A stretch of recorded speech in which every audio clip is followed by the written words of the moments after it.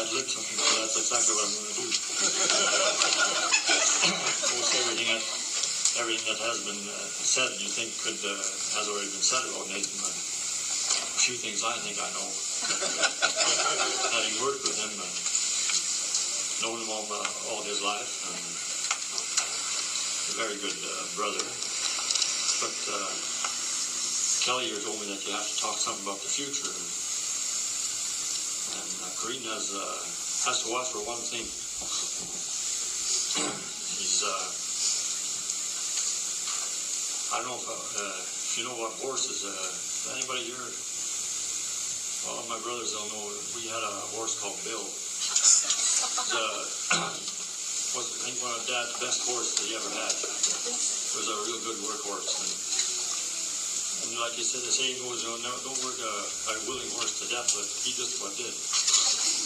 And you never ride a horse hard, and wet. Not put it away wet.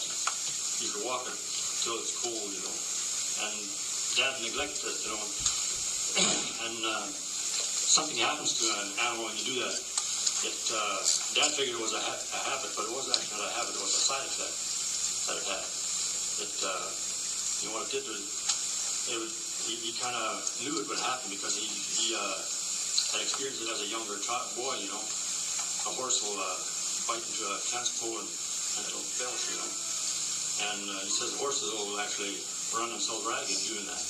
I don't have any time to graze. So he'd come to the barn and hear this horses. He thought he saw it licking on the crib, Figured, boy, he felt sorry that he did it, the horse. He figured he was caught. And he tried to break it from that habit. He couldn't do it because it wasn't a habit. It was a side effect. Here, where Nathan comes in.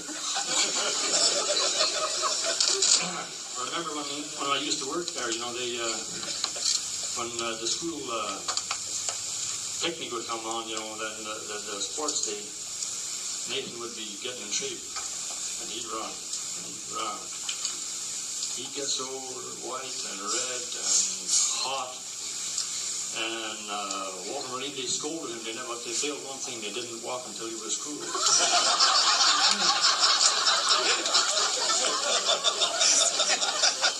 I don't think Nathan Corrine has maybe nothing to worry about right now, but I've heard him belch a few times.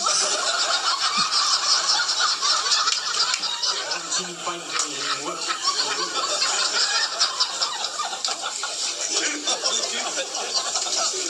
He's had a toothpick in his mouth, but that'll be a fence post, I think. Well, he's a good brother. I've always enjoyed working with Nathan. He's a willing worker, and you can talk word with him. He's got a good understanding of it. And the challenge that he's taken now is probably the toughest one he's ever taken, but I think he's man enough to handle it.